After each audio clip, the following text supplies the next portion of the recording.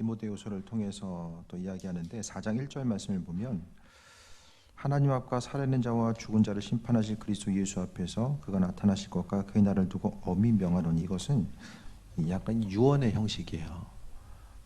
서신 가운데 이제 그 당시에 보면 우리가 편지를 쓰더라도 이제 우리나라 사람들이 이렇게 편지를 시작하는 서두의 내용들이 보통 비슷하게 나타나잖아요. 오늘 그 4장 1절의 내용을 보면 엄히 명한다, 이런 내용들을 보면 사도 바울이 이제 그의 삶을 마치고 나서 이제 마지막 순간에 어떤 그 유언과 가도 비슷한 이런 메시지로서 오늘 본문 가운데 또 발견됩니다.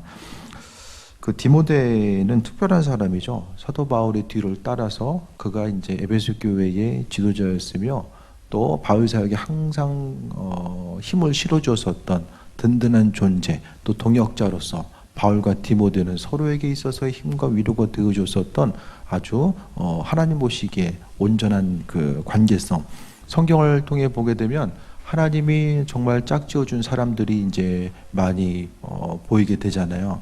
하나님의 인도하심과 예비하심을 통해서 우리가 바라봄에 있어서 특히 오늘 디모데와 바울은 아주 특별한 사이로서 보여지게 됩니다. 하나님 허락하신 복 중에 가장 중요한 게 만남의 복이에요.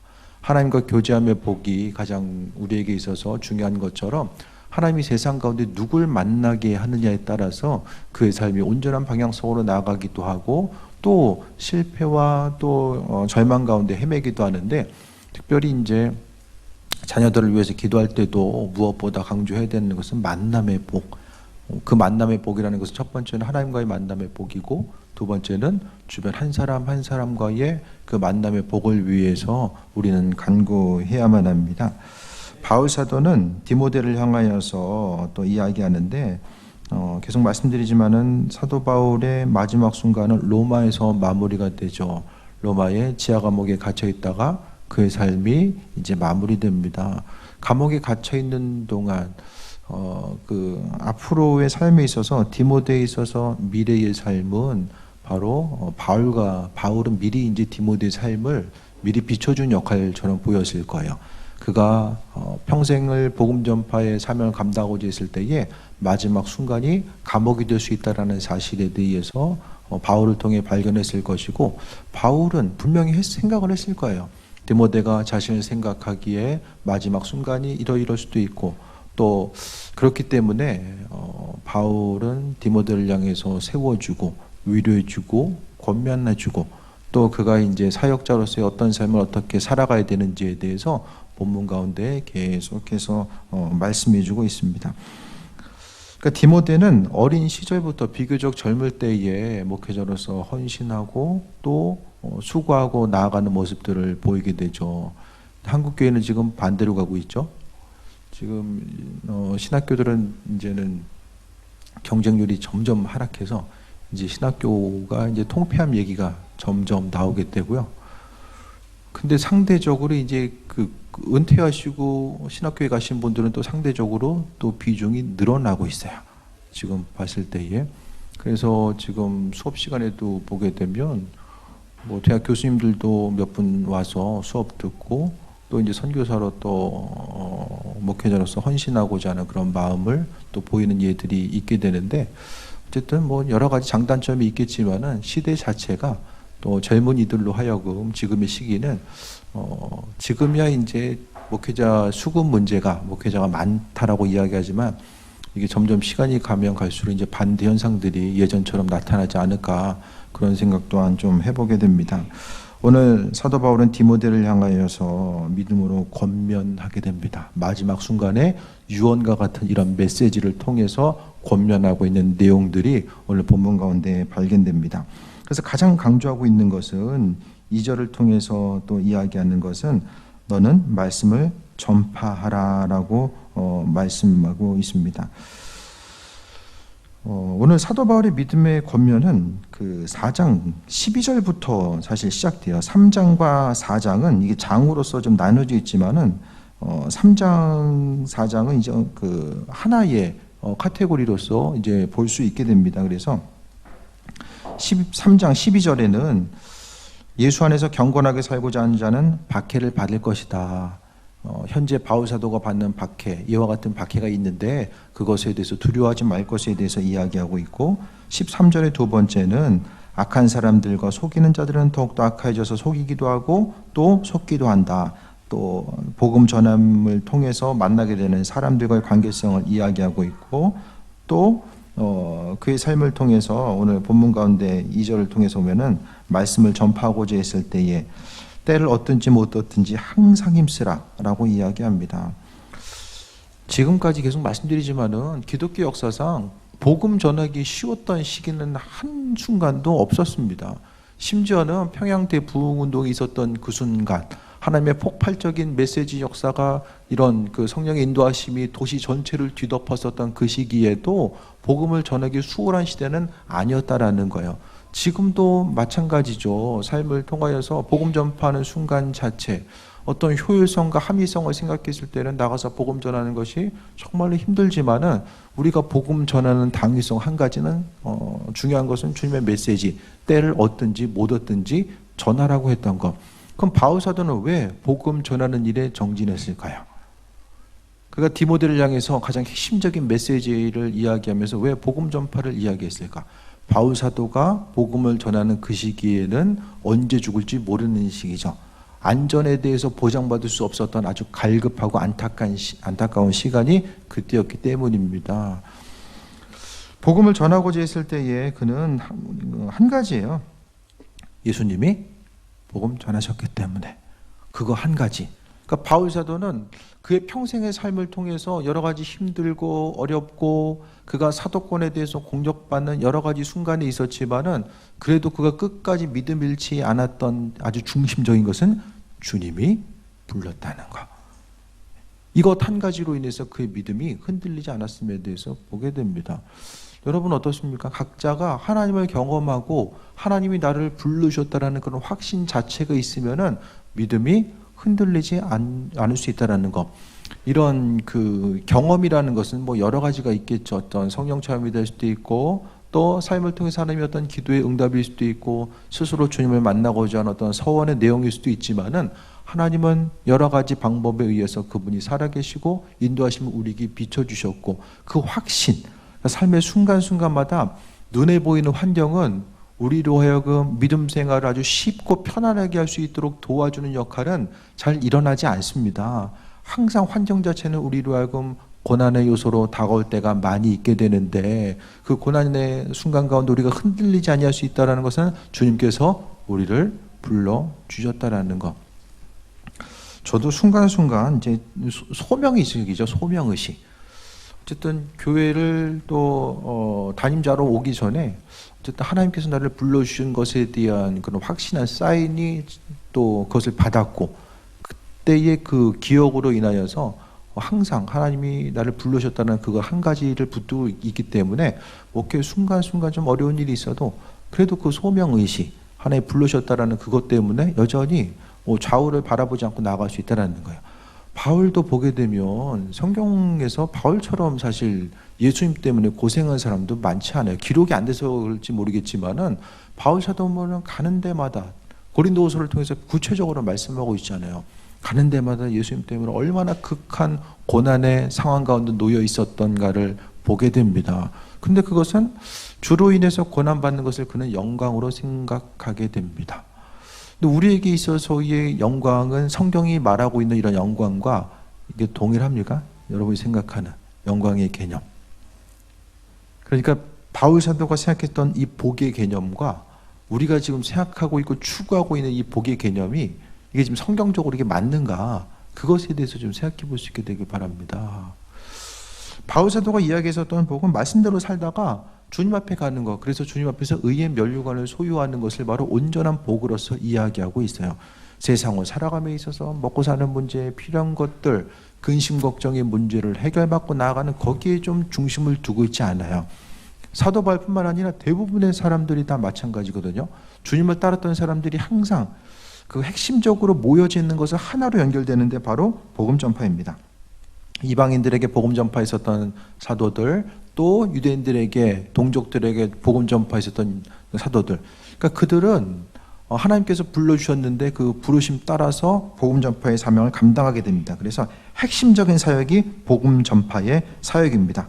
그래서 때를 얻든지 못 얻든지 이것은 자신이 시간이 있든지 없든지 또 있지만은 또 한 가지의 의미성은 옆에 있는 사람이 들으려고 하든지 안 하든지 그런 의미성 또한 좀 가지고 있어요. 그러니까 시급한 문제였었기 때문에 복음 전파라는 것이고 또 범사의 오래 참음과 가르침으로 경책하며 경계하며 권하라라고 합니다.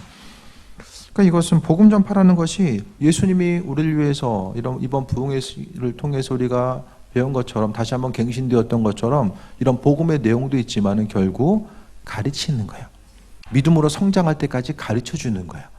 그 가르침을 위해서 우리가 더 배워야 되고 하나님의 말씀의 본질적인 의미성이 무엇인지를 깨달아 알아야만 합니다.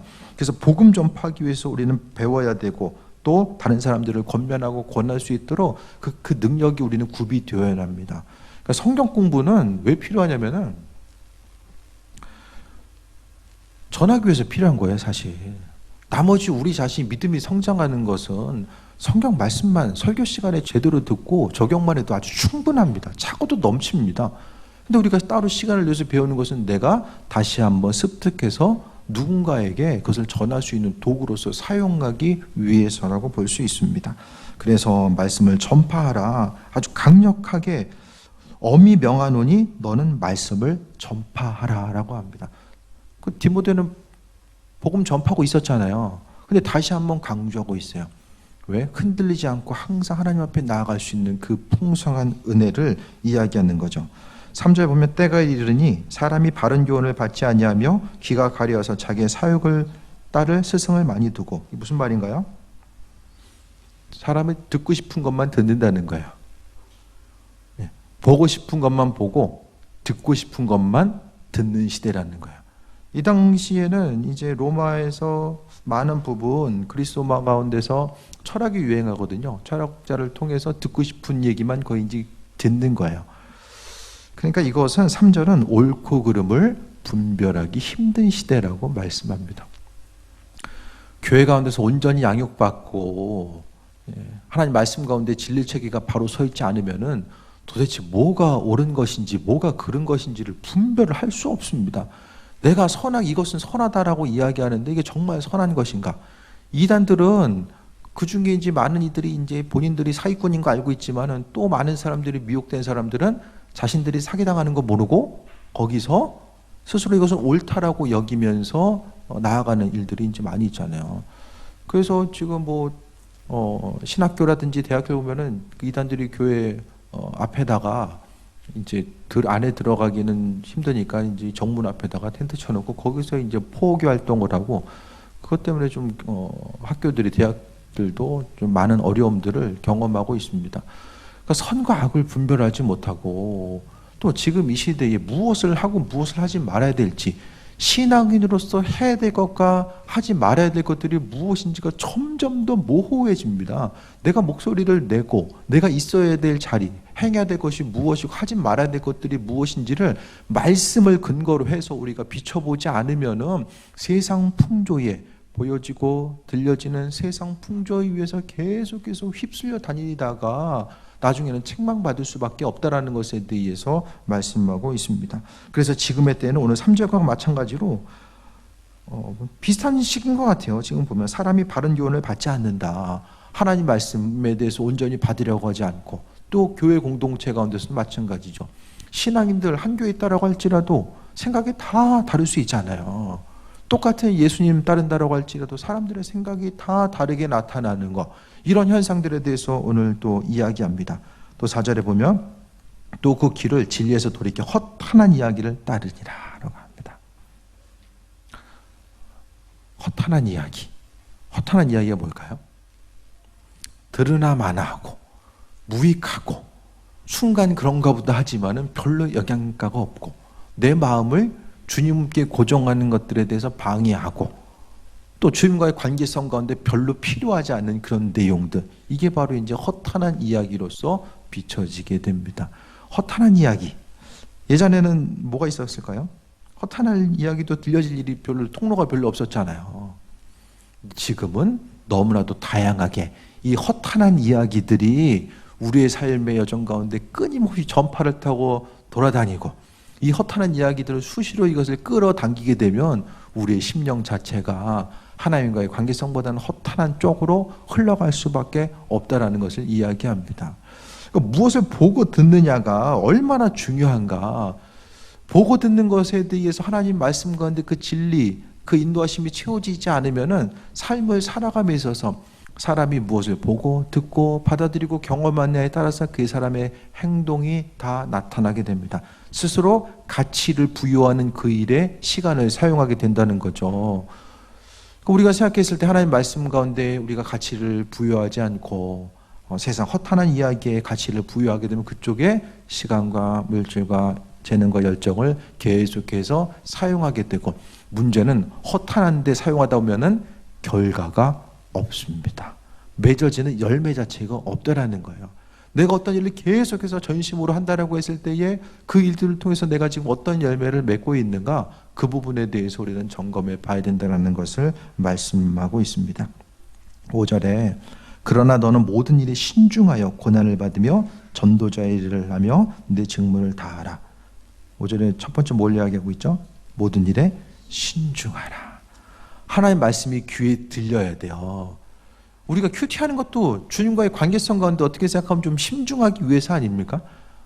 우리가 하고 싶은 대로 하고 가고 싶은 데 가고 또 살고 싶은 대로 사는 것이 아니라 인생을 하나님의 말씀 가운데 좀 신중하게 접근하고 앞으로 나아가기 위해서 우리가 큐티하고 말씀도 듣잖아요. 하나님 말씀을 듣고 읽는 것을 통해서 사람의 본성과 욕심대로 살아가는 부분이 이 균형이 맞아지게 됩니다. 제가 지난주에도 말씀드렸던 것처럼 재물에 대한 욕심에 대해서 계속 생기는 거, 더 소유해야지 더 소유해야지, 이런 욕심은 어떻게 된다고 그러겠어요? 제가 나누고 섬김과 헌신을 통해서 이 균형이 맞아진다고 내가 말씀드렸잖아요. 이 모든 일들에 대해서 생각했을 때 하나님의 도우심과 그 예비하심에 대해서 간구하는 거죠. 그러니까 주변을 향해서 우리가 한 번 더 생각하고 돌아봐야 되는 거. 요즘에는 뭐 인터넷뿐만 아니라 옆에 이제 컴퓨터 하다가도 옆에 보면은 옆에서 어려운 사람, 이런 어려운 사람이 있다, 이렇게 도와야 된다, 이런 내용 나오잖아요. 학교에서 잠깐 컴퓨터 보는데 한쪽 귀퉁이에 보니까 어떤 이제 아버지하고 아들하고 사나 봐요. 근데 아들 속옷 사주는데 이제 10,000원인데 3달 걸렸다는 거예요. 5벌에 10,000원짜리 속옷을 사주는데 3달 걸렸다는 거예요. 정말 마음이 아프더라고요. 그래서 주변 가운데 조금만 좀 돌아보면 우리가 작게라도 이렇게 헌신할 수 있는 부분들이 많이 있을 텐데, 그러니까 일부러 찾진 않아도 여러분 그런 거 좀 보여지고 나면 좀 행해 보세요. 그 핸드폰이나 저기 뭐 사용하다 보면 이렇게 포인트 같은 거 쌓이잖아요. 안 쌓여요? 그런 거 있어요. 그럼 이게 기부할 수 있게 정말 잘 돼 있어요. 금액 쌓이기 전에 보여주는 대로 빨리빨리 해야 돼요. 그것도 금액 쌓이면 이제 가만히 이렇게 고민돼. 그냥 조그만 거부터, 물론 헌금하고 주님께 하는 것도 뭐 중요하겠지만, 하나님께서 내 이웃을 행하는 거, 위에서 행하는 것 자체가 나한테 행하는 거야, 그렇게 말씀하고 있잖아요.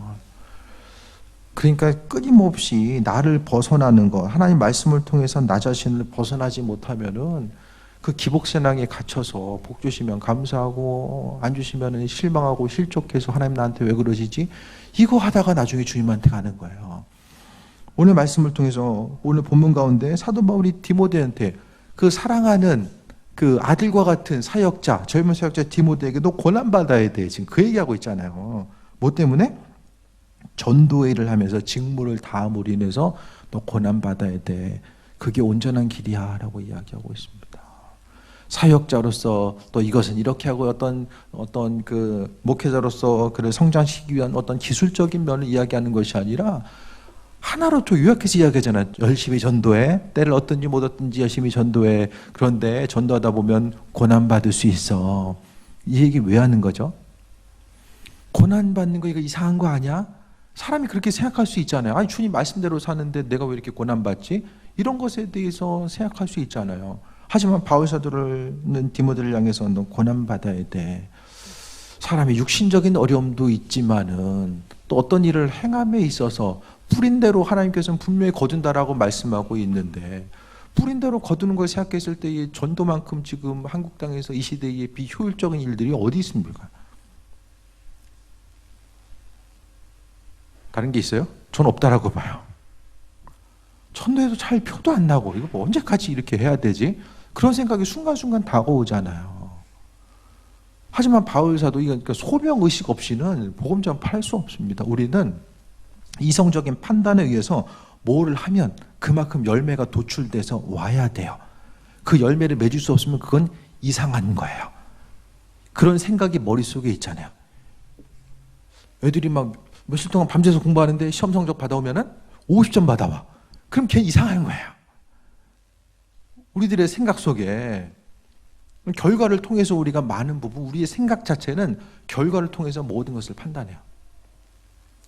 목회를 아무리 열심히 해도 교회가 부흥이 안 되면은 열심히 안 한 거예요. 이렇게 인식되는 것처럼. 하지만 이 시대에 그 원리를 두고 보게 되면 예수님은 실패한 거죠. 예수님 따랐던 사람들 중에서 나중에 주님 십자가 사건을 통해서 몇 명 남습니까? 다 도망가잖아요. 살아있을 때 안 되시니까 부활하셔가지고 나머지 수습하셨잖아요. 야, 이게 아니야. 우리는 한 번밖에 없어요. 세상을 살면서.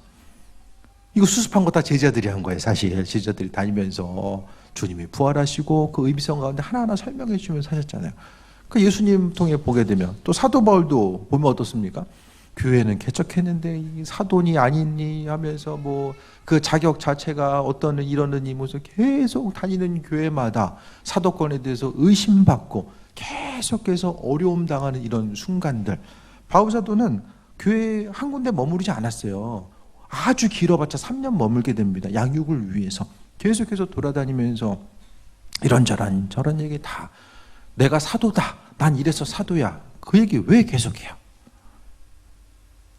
공격받으니까 막 수근거리는 거예요. 야, 너 바울이 신학교 졸업한 줄 알아? 그 얘기 계속해서 이제 이야기하다 보니까 어쩔 수 없이 내가 부득불 자랑한다. 오늘 본문을 통해서 고난받으라라고 합니다. 이 땅에서 예수님 때문에 고난받을 일이 뭐가 있습니까, 여러분? 없는 형편에 헌금해야 되니까 내가 쓸 수 있는 거 못 쓰니까 그게 인생 가운데 고난입니까? 집안 정리도 못하고 있는데 교회 가지고 청소해야 되니까 몸도 힘든데 앞으로 김장도 해야 되고 추수감사절 준비도 해야 되고, 이 고난입니까? 그럼 주님 때문에 고난받는 게 무엇입니까? 오늘 성경을 통해서 보게 되면 그 우리의 믿음이 성경으로 더 많이 우리도 모르는 사이에 동떨어져 있어요. 왜 그런지 아십니까? 가장 큰 영역은 구약의 영역이죠. 믿음의 조상들 못 산 사람이 있어요? 다 잘 먹고 잘 살았어요. 고생은 있었지만 하나님께서 그렇게 만들어 주셨어요. 제가 말씀드리잖아요. 구약은 영적인 축복이 육적인 축복이고 육적인 축복이 영적인 축복이었기 때문에 영적인 축복을 육적인 축복으로 지금 언급하면서 지금 이야기하는 거예요. 그들이 부를 추구하기 위해서가 아니라 하나님이 그들을 하여금 믿음의 조상으로 삼으시고 그 축복을 흘려보내는 거. 요셉이 애굽의 총리 대신이 되어서 주변 수많은 사람들을 살렸던 것 같이 그 역할 자체를 지금 말씀하고 있는 거거든요. 그 말씀을 생각했을 때 주를 위해서 고난받는 거. 지금 현실의 세계 가운데 가장 교회에 와서 하기 싫은 게 뭘까? 그걸 생각해 보세요. 나 이거 하라고 하면 정말 부담돼. 하기 싫어. 이게 뭐죠? 나와 있잖아요. 복음 전하는 거. 다른 거 있습니까? 다른 거? 교회 안에서 움직이는 게 힘들 수 있지만 그래도 감당할 만한 하나잖아요. 담임 목회자가 그냥 엄청나게 그냥 교회를 시켜가지고 아주 힘드십니까? 교회 가기 두려울 정도로? 그건 아니잖아요. 여기 본문에 나와 있는 것처럼 고난받으라고 했을 때 이 시대에도 복음 전하려고 했을 때 전도지 한 장을 준다라고 할지라도 인간적으로 생각하면 지들 위해서 주는 건데 안 받고 그냥 가. 그럼 좀 참 모르는구나. 예? 별로 안 받으면 별로 기분 안 좋잖아요. 근데 그렇다라고 할지라도 예수님 때문에 고난받으라고 말씀하셨으니까 그것 때문에 하루하루 감당할 수 있는 거, 그것 아니면 이 땅에서 예수님 때문에 고난받을 일이 뭐가 있습니까? 얼마나 많이 있습니까? 복음 전파하는 거 아니면 다른 사람들을 내 몸 챙기기도 힘든데 다른 누군가를 예수님 때문에 영혼구원을 위해서 챙기고 그들을 위해서 수고하고 노력하고 그들을 섬겨주는 거, 예수님 때문에 하는 거죠. 그러니까 복음 전파가 아니면 이와 같은 일을 감당할 수 없다라는 거예요. 그래서 전도자 일을 하면 내 직무를 다하라고 합니다. 이와 같이 됐을 때의 6, 7, 8절을 통해서 사도 바울은 기대함을 가질 수 있다라고 이야기합니다. 6절에 전제와 같이 내가 벌써 부어지고 나의 떠날 시각이 가까웠도다.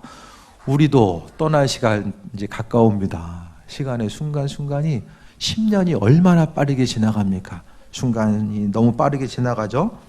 이와 같은 믿음의 고백을 할 때가 우리에게도 곧 다가오게 된다는 거예요. 7절에 나는 선한 싸움을 싸우고 나의 달려갈 길을 마치고 믿음 지켰으니, 여기서 믿음 지켰다라는 것은 나 한 몸 주님 앞에서 떠나지 않고 그 안에 있었다라는 것도 있지만은 사실 믿음 지키는 것, 전도하다 보면은 믿음이 흔들릴 때 복음 전하려고 한다면은 나 자신의 믿음을 다시 한번 점검해 볼 수밖에 없거든요. 그러니까 그가 믿음을 지켰다라는 것은 힘들고 어려운 순간에도 끝까지 그리스도 예수를 붙들고 있었다라는 것도 되지만은 그가 평생의 삶을 통해서 복음 전파의 자리를 이탈하지 않았다라는 거예요. 하나님은 사도 바울을 부르시고 그 부르심 따라서 그가 움직이고 행했던 것, 세계를 다니고 마지막에 세계에 있어서의 중심 도시였었던 로마에 그가 있을 수 있었던 것은 다 하나님의 도우심과 인도하심이었다는 거예요. 바울 사도는 로마에 가지 않으려고 하면 안 갈 수도 있었어요. 그런데 하나님의 인도하심의 자리가 거기다라고 생각했기 때문에 그는 자원해서 움직이게 됩니다. 그래서 선한 싸움을 싸우고 달려갈 길을 마치고 믿음 지켰다라고 합니다.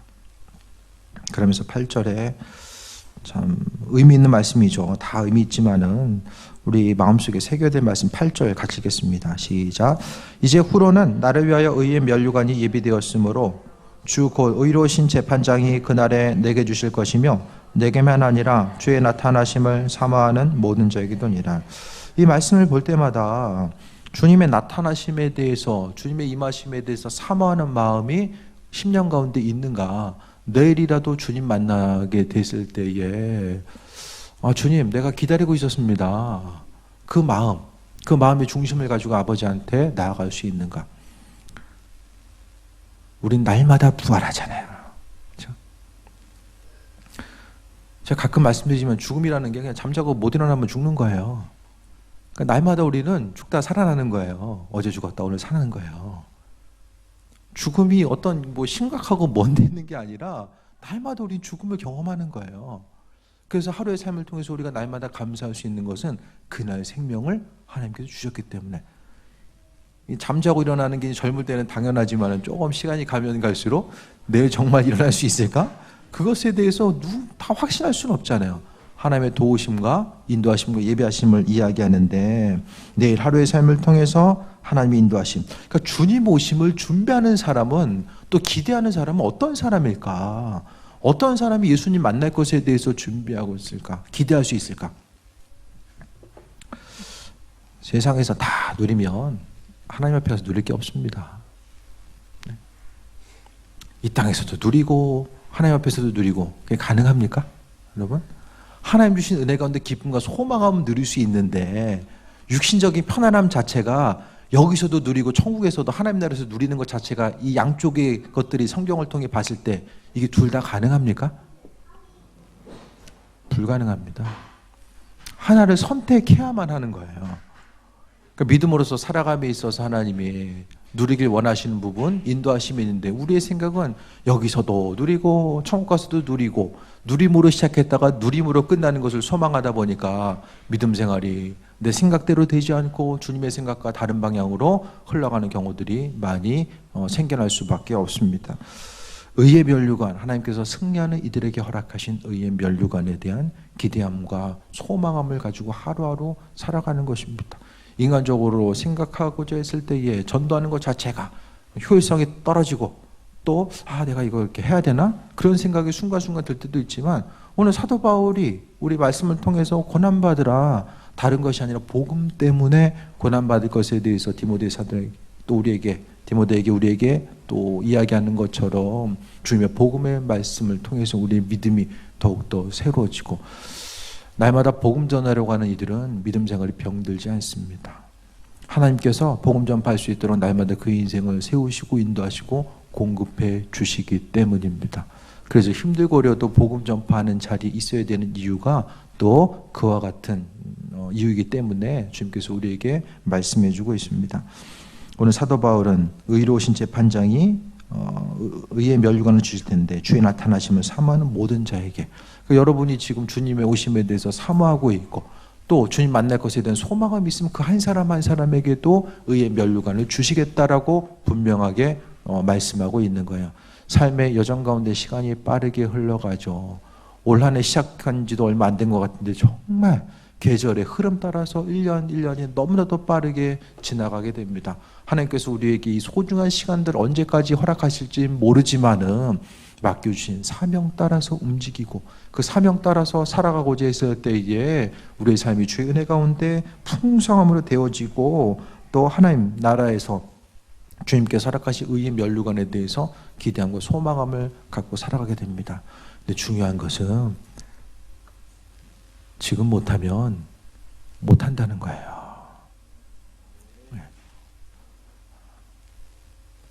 그것이 핵심입니다.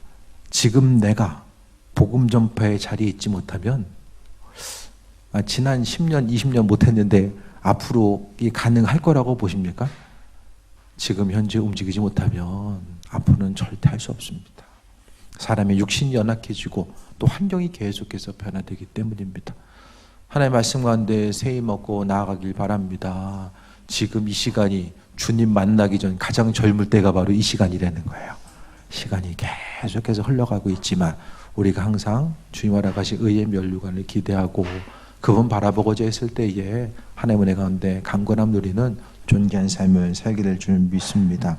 믿는 자로서 오늘 사도 바울이 고난받으라 라고 이야기했었던 그 중심, 그의 삶을 통해서 육신적으로는 고난이었지만 영적으로는 날마다 새로워지고 의의 면류관을 기대함을 통해서 그의 소망함이 마음속에 날마다 새로워졌기 때문에 영적인 아들 디모데를 통해서 디모데에게 이와 같이 권면하고 있음을 발견하게 됩니다.